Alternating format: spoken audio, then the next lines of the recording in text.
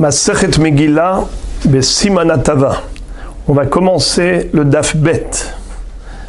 Be'ezrat Hashem Yitbarach. Cette Masechet traite évidemment de toutes les halachot de Purim. On a plusieurs mitzvot. La première, centrale, c'est Kriyat HaMegillah, la lecture d'Amegillah. Mais on a également Mishloach Manot, Matanot la Evyonim, le Mishte. On a également le Zecher le Mahatzit HaShekel. Là-dessus, on a déjà consacré une Masechet entière, Masechet Shkalim, qu'on a étudiée. Be'adar Mashmi'in al Shkalim, première Mishnah de Masechet Shkalim. Donc, il y a plusieurs mitzvot à traiter. Ce Pérek va commencer par le Inyan de la Megillah. On va nous parler de dates propices à la lecture de la Megillah. Car en effet, nous on a l'habitude de lire la Megillah le 14 Adar, qui est la date universelle, et on connaît également une deuxième date, c'est laquelle ? Yerushalayim. Là-bas, on a l'habitude de lire le 15. Et pourquoi ? À Jérusalem, on lit le 15 parce que c'est une ville qui était entourée d'une muraille à l'époque de Yehoshua bin Nun. Et quel rapport avec Yehoshua bin Nun ? Yehoshua bin Nun, c'était bien avant l'histoire de Purim. Purim, c'est après la Xéra de Haman. Haman, à l'époque de Hachvérosh, c'était vers la fin de l'exil en Babylonie. Galout Bavel, qui a duré 70 ans. C'était entre les deux temples, entre les deux Beth Amikdash. Yehoshua bin Nun, c'est 440 ans avant la construction du premier Beth Amikdash. Et là, ici, à l'époque de Hachvérosh, on est un peu avant la reconstruction du deuxième Beth Amikdash, à l'époque de Ezra Sofer. Alors, quel rapport Purim avec Yehoshua bin Nun ? Pourquoi est-ce qu'on dit que on doit lire la Megillah le 15 Adar, Bekrachin Amukafin Homa Mimot Yehoshua bin Nun, dans les grandes villes entourées de murailles depuis l'époque de Josué. Mais quel rapport avec Josué ? La réponse nous explique le Ran, Rabbeinu Nissim, il dit quelque chose de très beau, c'est que, en fait, la date du 15 Adar a été fixée par rapport à Shushan. Purim Shushan. Car Esther Amalka a demandé au roi Hachvérosh le droit de combattre les ennemis d'Israël, pas seulement le 13 Adar, mais même le lendemain. Purim a lieu le 14 Adar. Pourquoi ? Car on s'est reposé. On a terminé la guerre le 14 Adar. On a combattu le 13, puisque le 13 Adar était le jour qui était prédestiné à l'extermination d'Israël. C'était en ce jour-ci que tous ces Amalékim avaient le droit d'anéantir Israël, selon le souhait de Haman. Il avait obtenu d'ailleurs gain de cause, puisque le roi avait envoyé des missives scellées avec le sceau royal pour dire oui, le 13 Adar, il faut anéantir Israël, Hasvé Shalom. Et quand Esther Amalka a réussi à séduire Ahashvérosh, elle a réussi à obtenir le contraire, parce que le roi a dit, on ne peut pas annuler les premières missives. Kiktav asher nirtav biad hamelech venachtom et tabarat hamelech en leashiv. On ne peut pas annuler un décret royal, c'est impossible, c'est implacable. Qu'est-ce qu'on peut faire ? On peut décréter un nouveau décret qui est le contraire du premier, mais pas annuler. Vous entendez la chokma, le monde à l'envers. Où est ton oreille ? Ici. Mais c'est quoi ça ? Ça, c'était l'esprit de Hachvérosh. En tout cas, le droit a été accordé aux Juifs de combattre leurs ennemis, d'attaquer pour se défendre. Et ils ont abattu plus de 70 000. Et de ce fait, puisque ils ont tué 70 000 ce jour-là, c'est un grand ness. Il n'y a pas eu un seul juif qui est mort dans ce combat. Ça, c'était le 13 Adar. Ils se sont donc reposés quand ? Le 14 Adar. Mais ensuite, qu'a-t-elle demandé, Esther ? Le lendemain. Qui est le droit, que le droit soit accordé aux Juifs de faire pareil dans la ville de Shushan, la capitale, même le lendemain. Donc ils ont combattu même le 14 Adar. Ils se sont reposés quand? Le 15 Adar. Donc dans la ville de Shushan, Purim a eu lieu le 15 Adar. Alors que dans toutes les autres villes, c'était le 14. Pour se souvenir de ce double miracle, alors Hachamim ont dit, à cette époque, que pour les villes ouvertes, ce qu'on appelle Arei HaPerazot, Hayehudim HaPerazim Hayoshvim Be'arei HaPerazot. Ça veut dire quoi, Arei Perazot? C'est pas Paris. C'est pas Paris. Arei HaPerazot, Yehudim HaPerazim, ça veut dire ceux qui habitent dans des villes ouvertes. Parouz, une ville ouverte, il n'y a pas de muraille. Par contre, Krachin Amukafin Homa, mais des villes entourées de murailles, à l'instar de Shushan Abira, qui se démarquait des autres villes, c'est qu'elle avait une muraille. Eh bien, en effet, Shushan, chez Bonarasa Hannes, alors là-bas, en effet, Purim aura lieu le lendemain, le 15 Adar. Pour se souvenir de ce miracle, on a dit que toutes les villes qui ressemblent à Shushan vont célébrer Purim quand? Le 15 Adar. Et qu'est-ce que ça veut dire les villes qui ressemblent à Shushan? Des villes qui sont entourées de murailles. Mais maintenant, dans ce cas-là, on aurait dû dire les villes entourées de murailles depuis l'époque de Ahashverosh. Quel rapport avec Yoshua bin Nun? On aurait dû se référer à l'époque de Ahashverosh et non pas à l'époque de Yoshua bin Nun. Le Ran explique, Rabbeinu Nissim, que, étant donné qu'à cette époque de l'histoire de Purim, Eretz Israël était détruite, puisqu'on est à la fin des 70 ans de Galout Bavel. Eretz Israël était au plus bas des niveaux. On n'a pas voulu mettre à l'honneur Shushan, mettre à l'honneur des autres villes que Eretz Israël, quand Eretz Israël se retrouve dans le Shefel, dans le creux de la vague.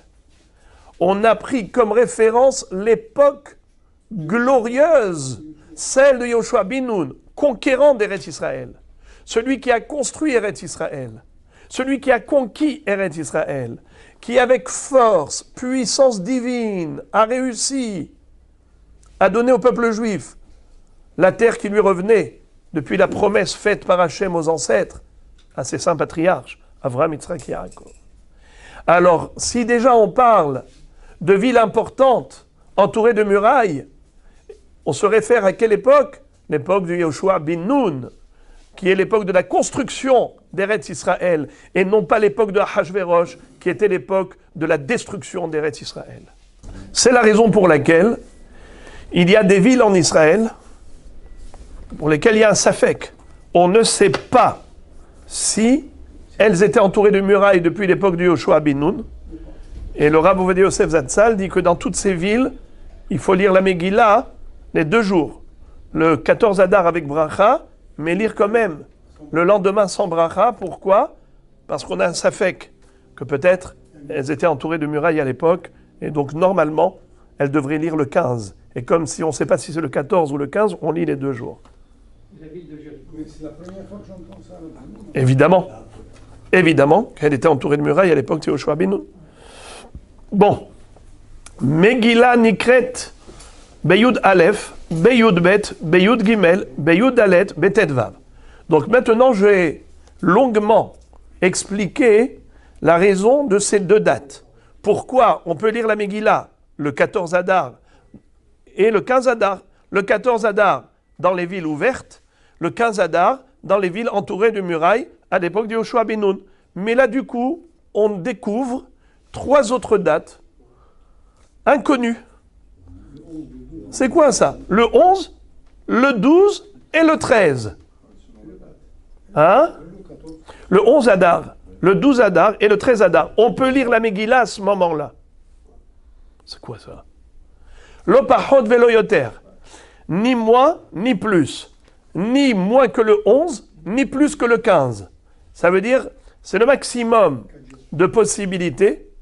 C'est le 11, le 12, le 13, le 14, le 15, ni moins ni plus.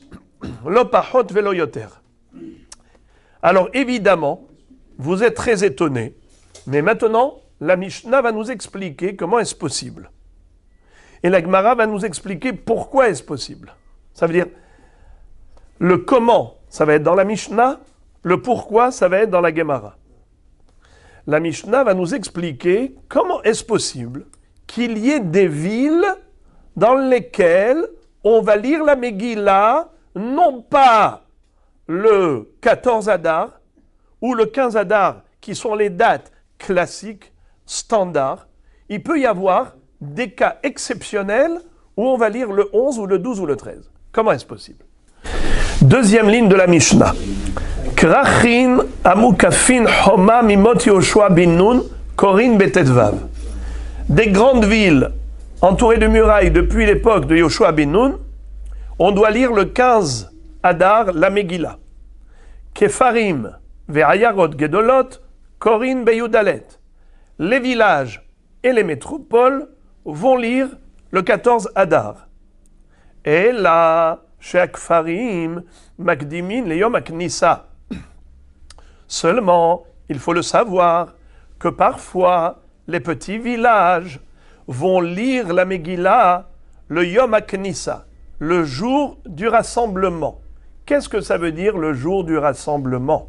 De quel rassemblement s'agit-il? Lundi ou jeudi. Qu'est-ce qui se passe lundi ou jeudi? Pourquoi ça s'appelle le jour du rassemblement? Et alors, quel rapport avec le Sefer Torah? Pourquoi est-ce qu'on l'appelle Yom HaKnissa? Quel rapport le... Voilà. Alors, en fait, Yom HaKnissa, ça veut dire que les gens se rassemblaient le lundi et le jeudi dans les métropoles. Pourquoi ils se rassemblaient? Hein? Excellent. C'est par rapport au Beddin. Étant donné que Ezra Sofer avait besoin, avait institué que les gens, que les Baté Dinim, Ezra Sofer avait institué que les Baté Dinim soient installés dans les grandes villes lundi et jeudi. Et donc, tous les villageois qui avaient des conflits, des litiges, venaient dans les grandes villes pour se faire juger. C'est ça la raison pour laquelle le lundi et jeudi s'appelle jour de rassemblement. Rassemblement autour des Baté Dinim pour se faire juger. Tous les protagonistes qui avaient des conflits, eh bien ce jour-là, ils avaient la possibilité d'aller en ville et d'aller au Beddin. C'est pour cela que ça s'appelle Yom HaKnissa, jour de rassemblement. Puisque de toutes les façons, ils vont aller au Beddin, ils vont aller dans les grandes villes, eh bien ils vont en profiter pour lire la Megillah. Pourquoi? Parce qu'ils ne savaient pas lire. Comme ils ne savaient pas lire la Megillah, sans voyelles, ils allaient trouver des gens qui savaient lire dans la grande ville. On leur dit, puisque vous êtes là, venez, venez, on va vous lire la Megillah. Quelle date on est? Le 11. Quelle date on est? Le 12.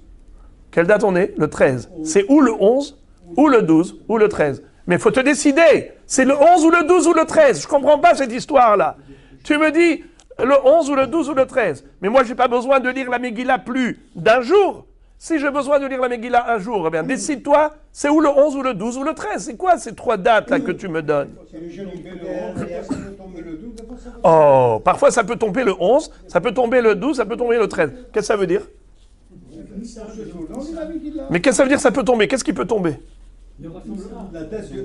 La date du 13 par exemple, elle tombe que le jeudi. Ah, on lira le jeudi. Très bien. On vient, ça tombe le lundi, on le lira. Hazak ou Barour. Alors voilà, Ketzad, Haliot Yudalet Basheni, Kefarim ve'ayarot gdolot korin bobayom umukafot homa lemahar. Qu'est-ce que ça veut dire? D'abord, le cas classique. Si le 14 Adar tombait un lundi, alors qui est-ce qui va lire le lundi? Eh bien, toutes les villes et tous les villages. Krachim, c'est quoi Krachim? Les grandes villes. C'est quoi Kfarim? Les villages. Kfarim ve'ayarot gedolot. Korin, Bobayom, ils vont lire le 14 Adar. Ou Mukafot Homa, les Mahar. C'est quoi Mukafot Homa? Les villes entourées de murailles liront le lendemain, c'est-à-dire le 15 Adar. Comment on dit le 15 dans les lettres? Tetvav, tout. Comme tout Bishvat, le 15. On continue. Hal liyot bashelishi o barevi'i. Kefarim magdimin leyom aknisa, vayarot gdolot korin bobayom, ou mukafot homa le mahar. Alors, qu'est-ce qu'on va voir ici? Hal liyot bashelishi o barevi'i. S'il est tombé soit un mardi, soit un mercredi, qui est tombé? La date du 10, ça tombe un lundi. Hein? La date du 14. Bravo. La date du 14 est tombée soit un mardi, soit un mercredi. Alors, si ça tombe mardi, on a dit que les villageois, ils vont lire quand? Le lundi. Le lundi. Ça fait combien? Donc, pas le 14, ça va être le 13. Excellent. Si ça tombe mercredi, donc ils vont lire le lundi. Donc, ça fait quelle date? Pas le 13, mais le 12. On avance, on recule pas. On avance. Alors, répétons. Si le 14 Adar tombe un mardi, on avance pour les villageois. Les villageois, ils vont lire quel jour?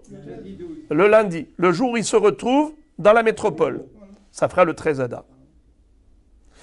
Si le 14 Adar tombe un mercredi, donc eux, ils vont lire quand? 2 jours avant. Donc non pas le 14, ils vont lire le 12.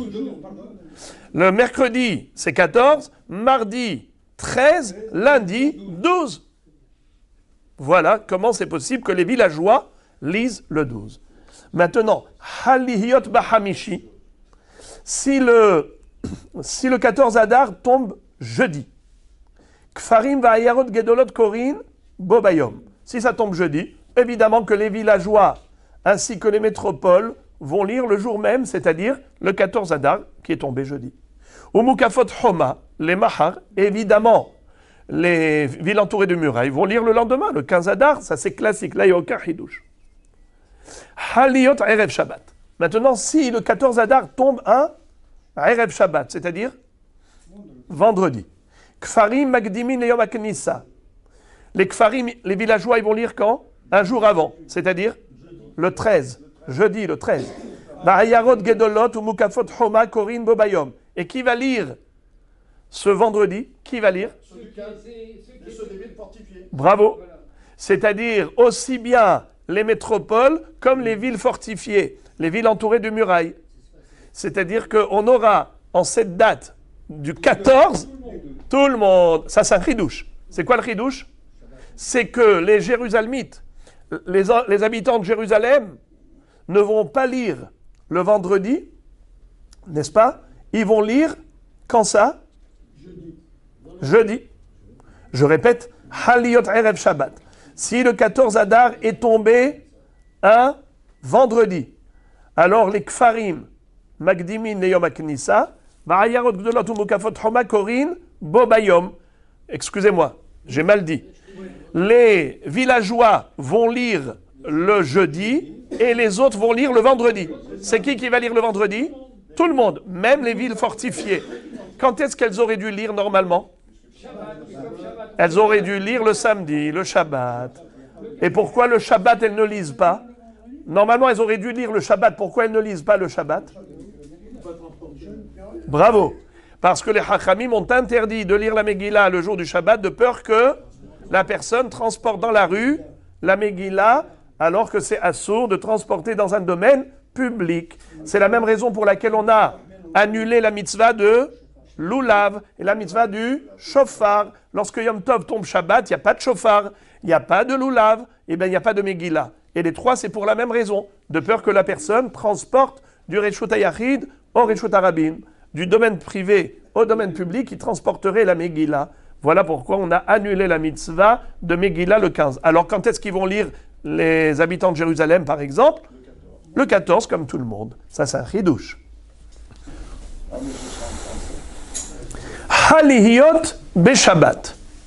La Mishnah maintenant nous décrit le cas lorsque le 14 Adar est tombé le Shabbat même, chose qui de nos jours ne peut pas arriver selon notre calendrier qui est figé et fixé, n'est-ce pas, par Hillel, le deuxième Hillel, mais à l'époque où on fixait le Rosh Chodesh par rapport à la déposition de 2 témoins, eh ben ça pouvait avoir lieu que le 14 Adar tombe Shabbat. Quel serait le din dans ce cas? Kfarim magdimim leyom haknissa, va'ayarot gdolot umukafot homa. Pardon, j'ai mal lu. Haliot be-Shabbat. Kfarim va'ayarot gdolot magdimim vekorim leyom haknissa. Dans le cas où le 14 Adar tomberait Shabbat, on a déjà dit que pendant Shabbat, on ne lit pas la Megillah. Alors qu'est-ce qu'on doit faire? On l'avance. Qui va avancer? Les villes ouvertes. Des villes ouvertes. Donc pas seulement les villageois, mais même les métropoles, mais qui sont des villes ouvertes, vont devoir avancer. Ils vont avancer à quelle date?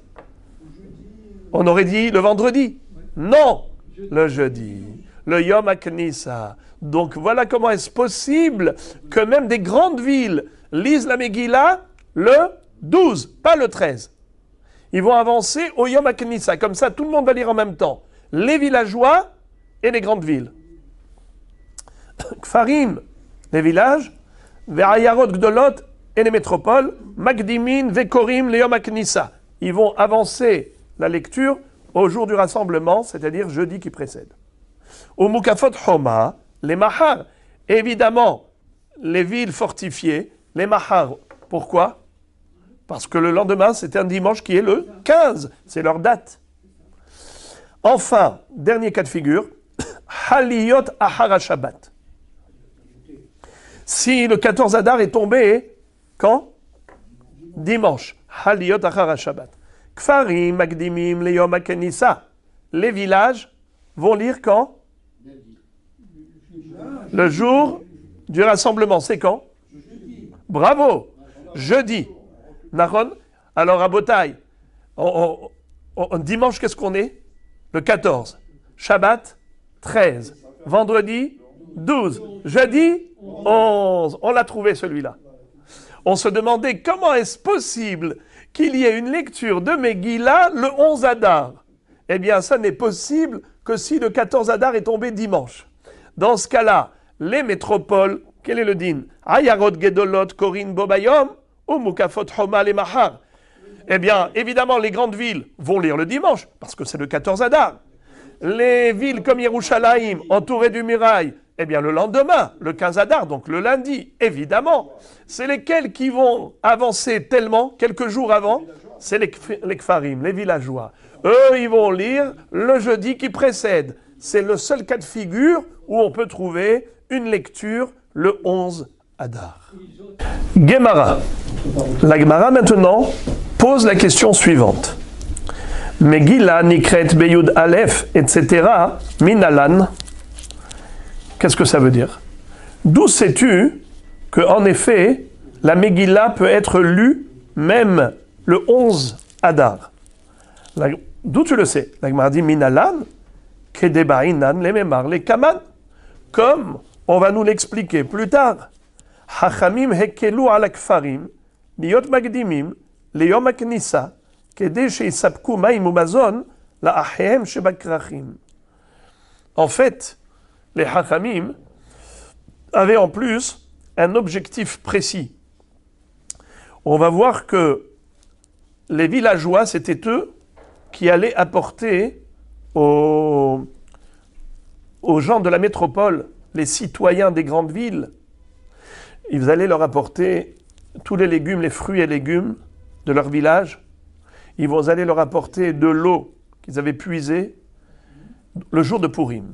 Donc le jour de Purim, on avait des marchés qui étaient pleins. Grâce à qui? Qui est-ce qui était derrière les étalages? Les villageois. Car eux avaient déjà lu la Megillah. Quand? Yom HaKnissa, le jour du rassemblement, le lundi ou le jeudi qui précédait. Et de ce fait, ça allait permettre un beau Purim pour les citoyens de grandes villes. La Gemara dit donc, que ça veut dire Minalan? D'où on apprend? Eh bien, c'était pour une raison précise. La Gemara dit, voilà, je vais t'expliquer ma question. Ananachi kaamrinan. Mirde kulehu anshe knesset agdola takninu.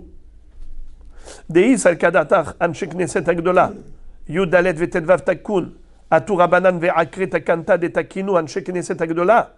Ve'atnan en bedin yachol levatel divrei bedin havero. Ela imken gadol mimenu bechokma ou beminyan.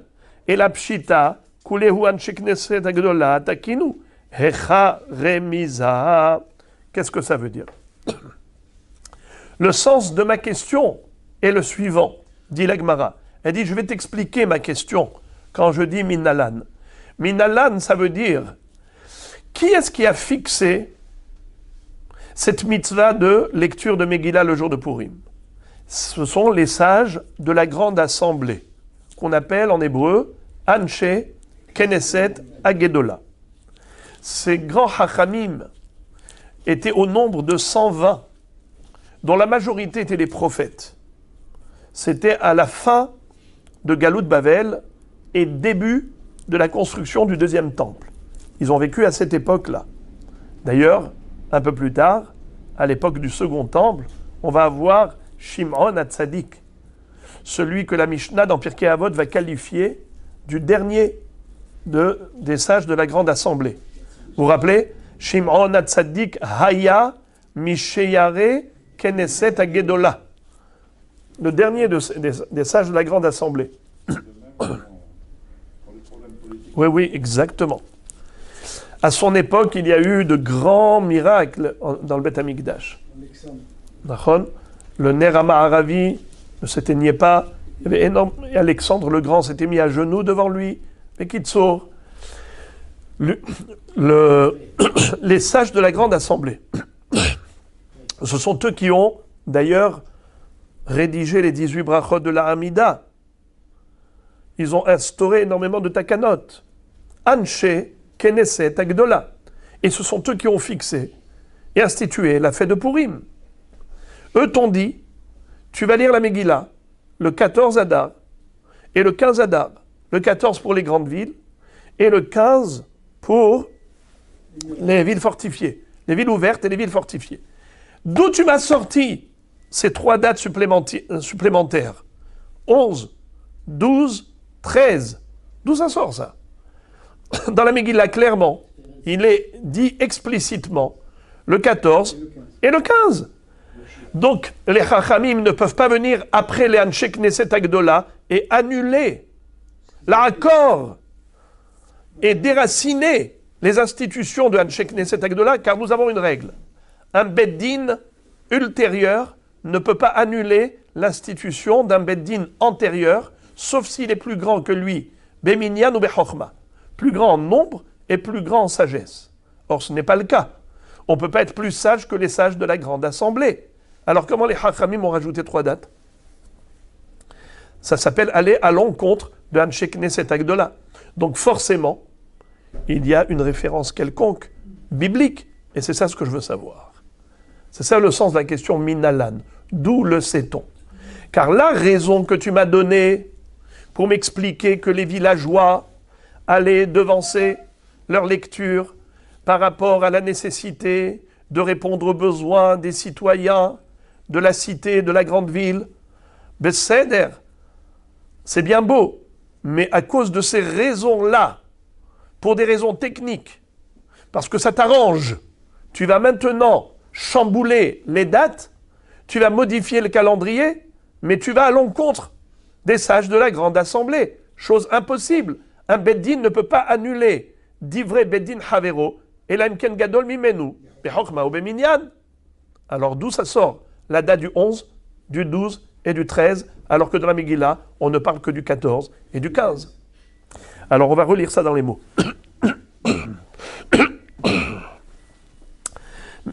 Depuis le début de la Gemara. Megillah nikret beyud Aleph. Beyud Bet, beyud Gimel. Minalan, d'où le sait-on? La Gemara dit Minalan, kedebainan le memar le kaman. Comme on va te le dire plus tard, Hachamim et Kilou, alakfarim, Hachamim ont été indulgents à l'égard des villageois. Les Yot Makdimim, les Yom HaKnissa, d'avancer leur lecture le jour du rassemblement, lundi ou jeudi, Kedesh Isapeku Maim Umazon, Lahem Shebakrachim, afin qu'ils subviennent aux besoins de leurs frères qui habitent les métropoles. Alors la Gemara nous dit Anan Achika Amrinan. Voici ce que je voulais dire. Voilà le sens de ma question. Mirde, puisque Kulehu, toutes ces dates, Anshek Neset Agdola Takninu, c'est qui les a instituées? Le 14 et le 15. Les sages de la grande assemblée. Deis al-Kadatar.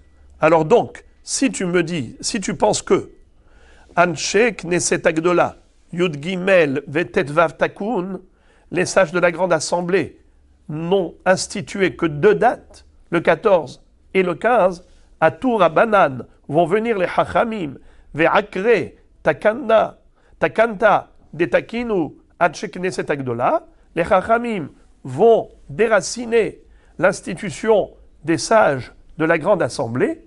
Ve'atnan, pourtant on a appris En Beddin, Yachol Evatel Divrei Beddin Havero.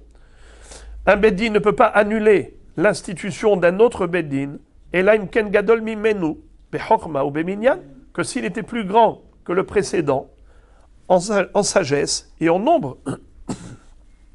Et là, donc forcément, pshita, c'est évident, kulehu anshek neset agdola takinu, echa remiza. Donc forcément, toutes ces dates ont été instituées par les Anshek Neset Agdola, mais où est-ce qu'on retrouve le Remez? Où est-ce qu'on retrouve le Remez? Ou dans la Megillat Esther, tu as une allusion à ces autres dates, 11, 12, 13. Réponse.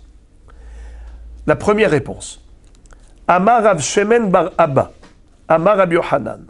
Rav Shemen bar Abba va dire au nom de Rabbi Yochanan, Amar Kra, lekayem et yeme hapurim ha'ele, bizman nehem, zemanim harbe, tiknu lahem. Qu'est-ce que ça veut dire? Tu vois que dans la Megillah, il est écrit que les sages de la grande assemblée ont institué la fête de Purim en leur temps. Bizman nehem. Qu'est-ce que ça veut dire Bismanehem? C'est au pluriel. Quand tu dis en leur temps, ça veut dire qu'il y a plusieurs temps. S'il y a plusieurs temps, eh ben voilà. 11, 12, 13, 14, 15. La Gemara dit quoi?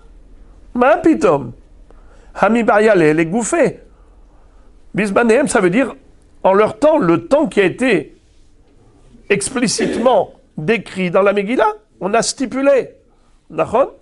Alors, la Gemara dit, Im ken limakra zman, mai zmanehem, zemanim tuva. La Gemara dit, en fait, la réponse est la suivante. Si on voulait dire que en leur temps, ce qui est écrit dans la Megillah, on aurait dit, les kayem et yeme hapurim ha'ele bazman. Pourquoi on a dit bizmanehem? Au pluriel, zemanim tuva. Vous savez c'est quoi tuva? Plusieurs. Bravo. Tuva en araméen, ça veut dire plusieurs. La Gemara dit ma pitom, ve'arte mi ba'ele zmano shelze, lozmano shelze. C'est-à-dire, on a 2 dates stipulées dans la Megillah. 14 pour les villes ouvertes, 15 pour les villes fortifiées. Alors ça fait 2, donc ça explique la raison du pluriel. Je ne comprends pas comment tu es arrivé à 11, 12 et 13. Zmanehem, c'est pour te dire que Zmano Shelze, Loki Zmano Shelze, il y a 2 dates qui correspondent à la ville dans laquelle on se trouve. C'est ou le 14 si on est dans une ville ouverte, et le 15 si on est dans une ville fortifiée. La Gemara répond, Imken limakra zemannam maizemannehem shmamina kulehu. Qu'est-ce que ça veut dire? Pourquoi est-ce qu'on a écrit bismannehem? On aurait pu écrire bismannam. Ça veut dire, si il n'y avait que ces 2 dates, le 14 et le 15, alors on aurait pu écrire bismannam. Pourquoi on a rajouté le he? Bismannehem, c'est pour faire allusion à 2 autres dates qui sont comme 2 dates. C'est-à-dire, on a déjà 2. Zmanam. Maintenant, je te dis Zmanehem, c'est pour te dire qu'il faut rajouter encore 2 comme les 2. La Gemara dit, Ima zmanim tuva, zmanehem dumia de zmanam, ma zmanam tre, av zmanehem tre, ve'ima tresar ou tlesar. Qu'est-ce que ça veut dire? La Gemara dit, tu veux me rajouter zmanehem, excusez-moi. Au début, quand la Gemara dit zmanehem, c'est pour rajouter, alors tu rajoutes 11, 12, 13. La Gemara dit, pourquoi tu me rajoutes 3 dates? Au pire, ou au mieux, tu peux me rajouter que l'équivalent. On a déjà zmanam, c'est le 14 et le 15. C'est écrit clairement dans la Megillah. Tu veux me rajouter encore? Au mieux, tu peux me rajouter que l'équivalent, mais pas plus. Le dérivé ne peut pas être supérieur à la source. Si la référence, c'est les 2 dates, comment ce que tu rajoutes est encore plus important que ce que tu as à la source? À la source, tu n'as que 2 dates. Tu m'as rajouté 3? Comment tu as fait? Tu aurais dû dire zmanehem, eh bien tu rajoutes encore 2, l'équivalent. Zmanam, zmanehem. Tu rajoutes lesquels 2? Alors on a déjà 14 et 15. Alors, le 12 et le 13. Comment tu es arrivé à 11? Zmanehem, il y a le he qui fait 5. C'est joli.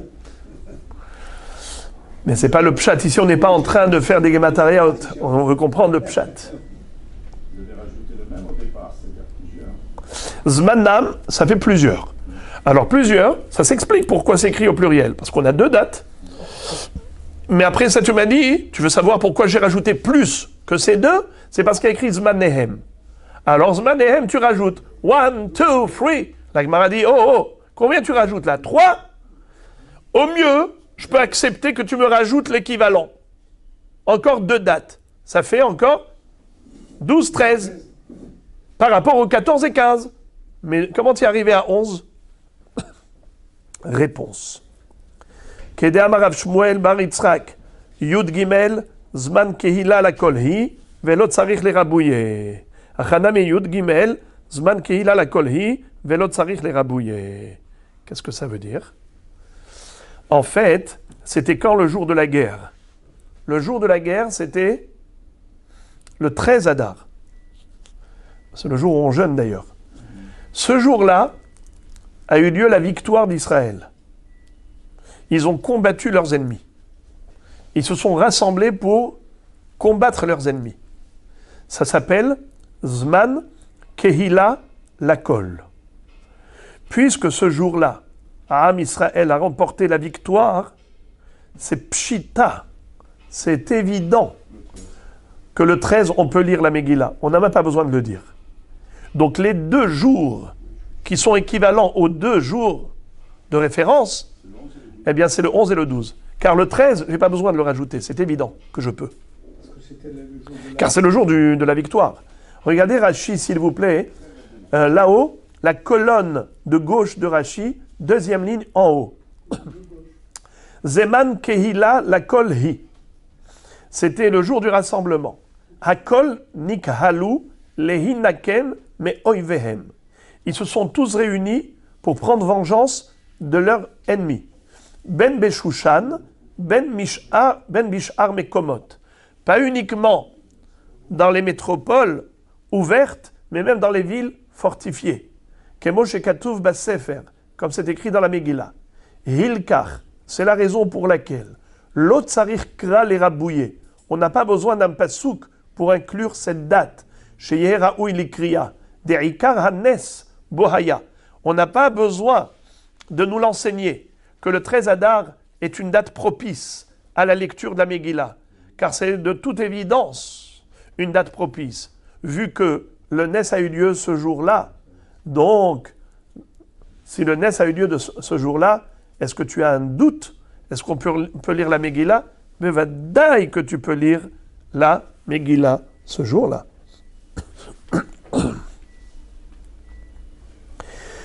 Alors, ça nous fait quoi? Ça nous fait 5 dates. 11, 12, 13, 14, 15. Répétons. Le 14 et le 15, ça figure explicitement dans la Megillah. Le 13, inutile de le dire, car c'est le jour du Nes. C'est le jour où on a combattu et battu 70 000 ennemis. D'accord? Donc ce jour-là, c'est évident qu'on peut lire la Megillah, car c'est le jour du Nes. Qu'est-ce qui nous reste? On a dit que Zman, Zmannam, Zmannehem, il n'est pas écrit Zman, il est écrit Zmannam. Donc Zmannam, c'est pluriel. Pluriel, c'est lesquels? Eh bien, les deux dates, 14 et 15. Mais maintenant, pourquoi on n'a pas écrit Zmannam? Pourquoi on a écrit Zmannehem? C'est pour rajouter encore des dates. Combien? À part le 14 et le 15, encore deux dates. Le 13, inutile. Le 13, c'est évident. La Megillah n'avait pas besoin de le rajouter, c'est évident. Donc, qu'est-ce qu'elle veut nous rajouter? Deux dates qui sont avant le 13. Donc, c'est le 11 et le 12. Voilà comment sont nées toutes ces dates. 11, 12, 13, 14, 15. 14, 15, c'est écrit explicitement. Le 13, c'est logique. On rajoute l'équivalent du 12 et, du 14 et du 15, c'est 11 et 12. Ça, c'est une explication. Voici une deuxième. Verabi Shmuel bar Nachmani Amar Kra Kayamim Asher Nahu Bahem Ayehudim Yamim Kayamim Les Rabot Yud Aleph Ve Yud Bet. Qu'est-ce que ça veut dire? Rashi explique. Regardez s'il vous plaît Rashi dans la première des petites lignes. Yamim Kayamim. Dans la Megillat Esther, il est écrit que les Juifs se sont reposés pendant ces jours-ci. Comme ces jours-ci. Kayamim. On doit célébrer Purim. Kayamim. Asher nahu bahem hayehudim. Comme les jours où les Juifs se sont reposés. Yamim, c'est au pluriel. Kayamim, c'est comme les jours du pluriel. Le'il min nektiv yudalet vetetvav. Ismehu. Plus haut dans la Megillah, il est écrit qu'on doit se réjouir pendant les dates du 14 et 15 Adar. Urtiv kayamim asher nahu bahem hayehudim. Ve'avaleli mirtav yamim asher nahu. Demashma hem yamim asher nahu. Mai kayamim les rabot shnaim acherot kedugmatan. Qu'est-ce que ça veut dire? Pourquoi la Megillah n'a pas écrit tout simplement Yamim asher nahu bahem hayehudim? On doit se réjouir car ce sont les jours durant lesquels nos ancêtres se sont réjouis. Eh bien, c'est pour te dire Kayamim. Tu dois rajouter le même nombre de jours qui figurent explicitement dans la Megillah. Si le 14 et le 15 sont stipulés clairement, tu dois rajouter autant de jours. Encore deux autres dates. Ça ferait quoi? 13 et 14. Pardon, 12 et 13. Comment tu arrives au 11? C'est la question de la Gemara. La Gemara dit Ve'ima tresar ou tlesar. Tu veux rajouter encore deux dates? Eh bien, ça fait le 12 et le 13. Comment on dit en araméen 12? Tresar. Comment on dit 13? Tlesar. Vous savez pourquoi? Parce que c'est la contraction de tre asar. Comment on dit en hébreu 12? Shenem asar. Shenem, c'est shnaim. Asar, c'est 10. 2 et 10, ça fait 12. Comment on dit 13 en hébreu? Shelosha asar. 3 et 10. 13.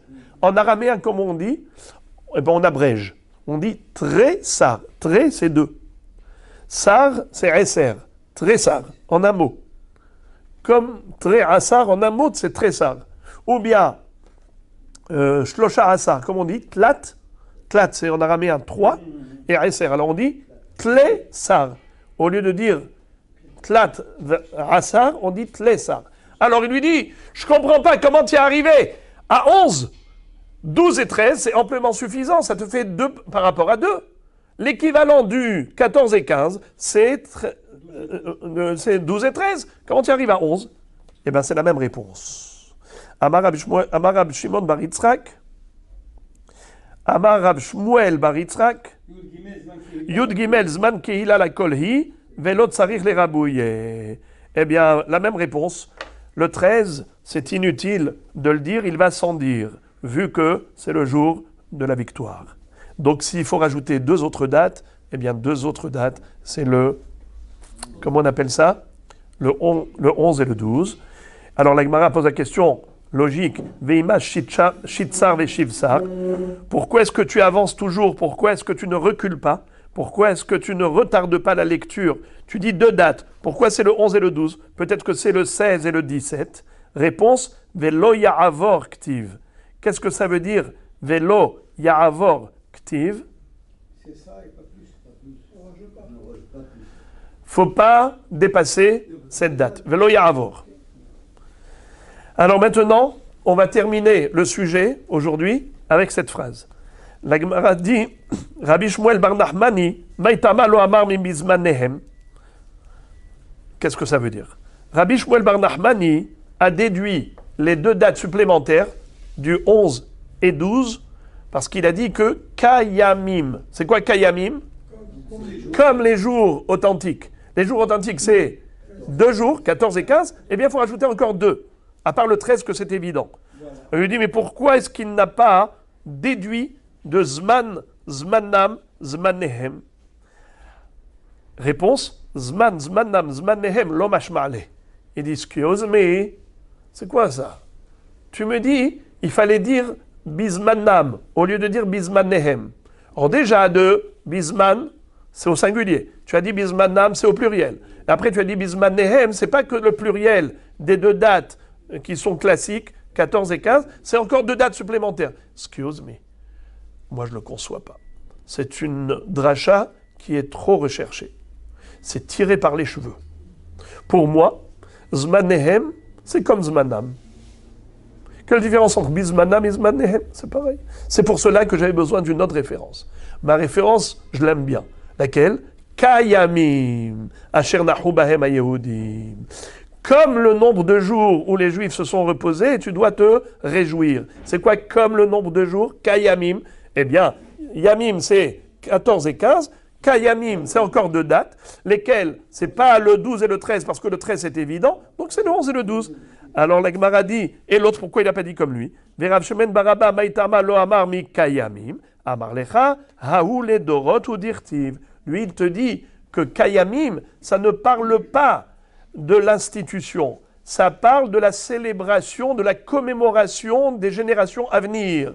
Les générations à venir vont devoir se réjouir pendant ces jours-ci comme les jours authentiques, comme les jours de la période de la victoire d'Israël.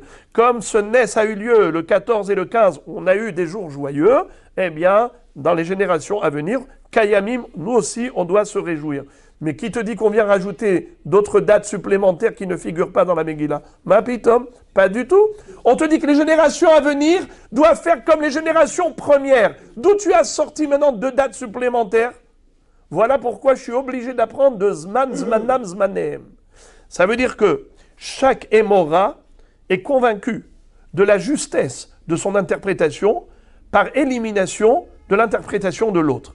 Il dit, désolé, je ne peux pas adhérer à ton développement, à ton argumentaire, car il ne tient pas la route, puisque c'est tiré par les cheveux ce que tu dis, donc forcément, l'interprétation qui reste ouverte, c'est la mienne. Voyez-vous, chacun a exclu l'autre, et voilà, et puisqu'il a exclu l'autre, il n'avait pas le choix que de trouver une autre référence.